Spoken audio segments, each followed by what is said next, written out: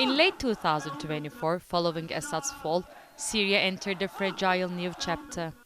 While Damascus claimed authority, nearly a quarter of the country remained under YPG-SDF terror group control. Months of stalled negotiations and mounting pressure led the terror group YPG to sign a formal settlement on March 10th last year. The US brokered deal sought to dissolve the terror group, integrate its members into state security forces, and grant Kurdish communities broader rights.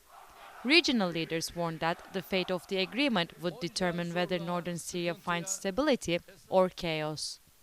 İnanıyorum ki önce Yüce Allah'ın yardımıyla I believe that first with God's help and then with the Syrian government's prudent, resolute, inclusive, and just policies, there will be no return to the bad old days.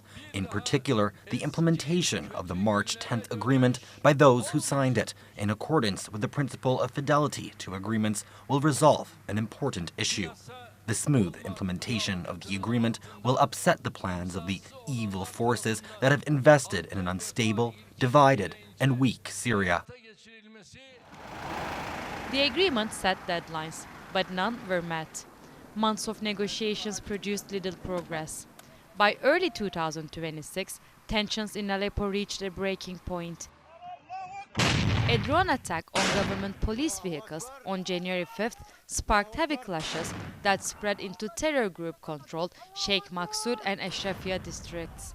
Syrian special forces launched a rapid operation, capturing both districts within days and forcing hundreds of YPG terrorists to withdraw. By the end of the operation, government forces had fully secured the city, restoring state control and ending immediate fighting.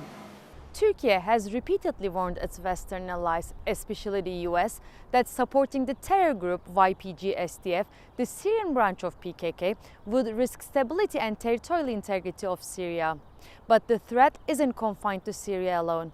Across the region, PKK-affiliated groups remain active, including recently in Iran and in northern Iraq as well, raising concerns for multiple governments about regional security. Amid the ongoing US-Israel war in Iran, Ankara warns these groups could ignite wider regional tensions, complicating the war and endangering civilians.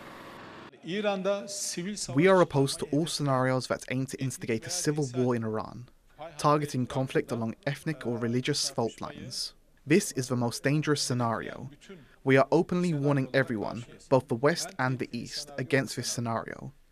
This will not only lead to more suffering and loss of life for innocent civilians in Iran, but it could also cause millions to be displaced and forced to become refugees in neighboring countries and beyond.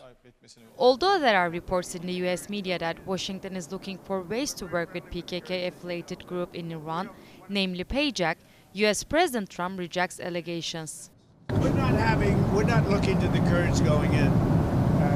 We're very friendly with the Kurds, as you know, but we don't want to make the war any more complex than it already is. After Turkey's proactive diplomacy with all its partners, terror group PKK's offshoot in Syria seems eliminated. But US-Israel war in Iran raised concerns whether another terror-affiliated group will be another element in regional tensions. Asli Atbas, Ankara.